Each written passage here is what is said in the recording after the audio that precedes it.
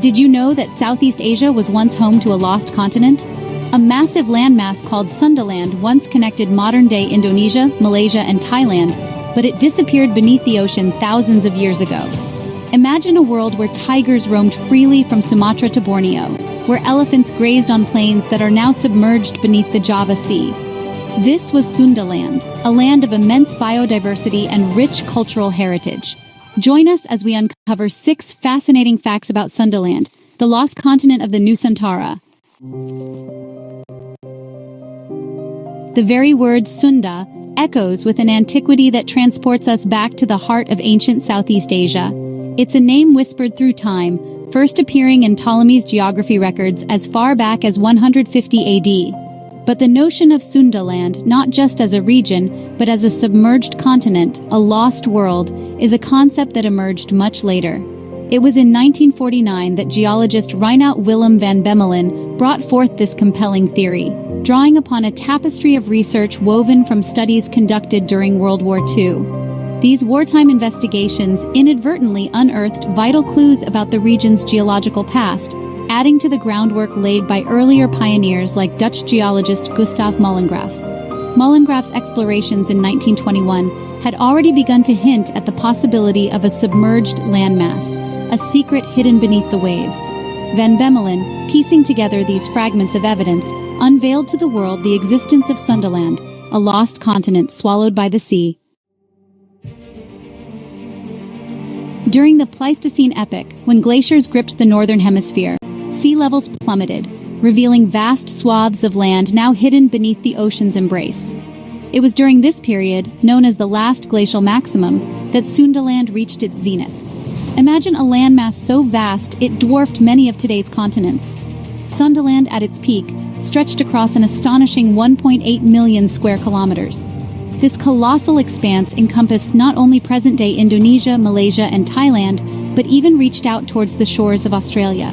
Picture a time when Sumatra, Java, and Borneo, now separated by the shimmering waters of the Java Sea, were united as one.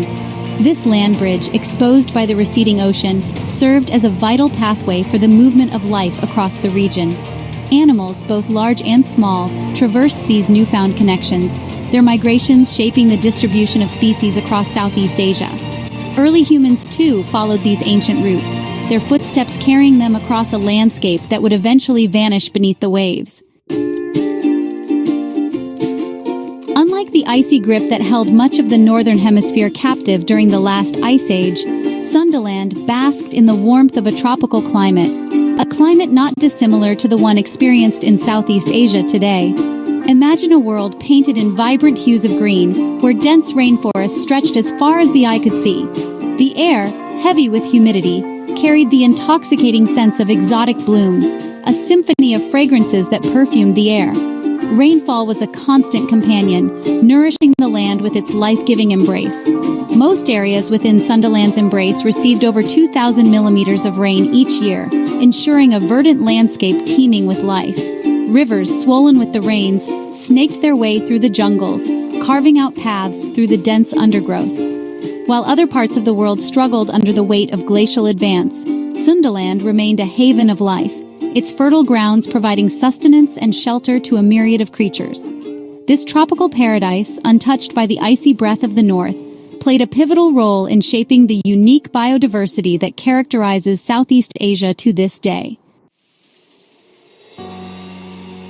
Chapter 4: A Lost World of Wildlife.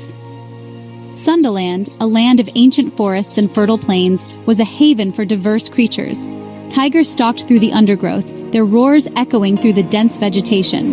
Orangutans swung through the trees, their calls a symphony of the jungle. Elephants roamed in herds, their footsteps shaking the ground. Rhinos grazed peacefully in clearings, their horns a testament to their ancient lineage. Sundaland's wildlife is a tale of adaptation and survival. As seas rose, animals found themselves isolated, their evolutionary paths diverging. The Sumatran tiger, smaller and more agile, is a testament to island adaptation. The Bornean orangutan, with its unique social structures, tells a similar tale. These creatures, descendants of Sundaland's lost world, inspire awe and wonder to this day. Chapter 5: the cradle of civilization. Sundaland wasn't just a haven for wildlife, it was also a cradle of human civilization. Researchers believe that hundreds of thousands of people once called Sundaland home. These early inhabitants were skilled hunters, gatherers, and fishers. Their lives were intricately intertwined with the forests, rivers, and seas. Sundaland might have been the heartland of the Austronesian people. Imagine these ancient mariners setting sail from Sundaland's shores. Their voyages carried the Austronesian language and culture to distant islands. As sea levels rose, the people of Sundaland adapted, paving the way for diverse cultures in Southeast Asia and the Pacific. Chapter 6. Echoes of Empires Past. The legacy of Sundaland is not just etched in stone and bone. It echoes through the corridors of history, whispering tales of powerful empires and lost civilizations. One such empire, the mighty Srivijaya, flourished from the 7th to the 13th centuries AD. This maritime kingdom, centered in what is now Sumatra, rose to prominence, controlling vital trade routes that crisscrossed Southeast Asia. Some historians believe that Srivijaya may have inherited the cultural mantle of Sundaland, preserving ancient knowledge and traditions that had survived the deluge. Imagine bustling ports, laden with spices, silks, and exotic goods from distant lands. Srivijaya, with its powerful navy, commanded these sea lanes, its influence reaching far and wide. The empire's wealth and power were built on trade, but it also fostered a vibrant culture, blending indigenous traditions with influences from India and China. While many of Srivijaya's secrets lie submerged beneath the waves, archaeologists continue to unearth tantalizing clues that link this once mighty empire to the legacy of Sundaland. Sundaland's story is one of mystery, survival, and transformation. It reminds us how climate change shaped human history, and continues to do so today. Who knows what other secrets are hidden beneath the waves? Perhaps one day, the depths will reveal more about this lost continent and its people. Until then, we can only imagine the wonders that lie submerged, waiting to be discovered. If you enjoyed this video, don't forget to like, subscribe, and hit the notification bell for more fascinating historical content.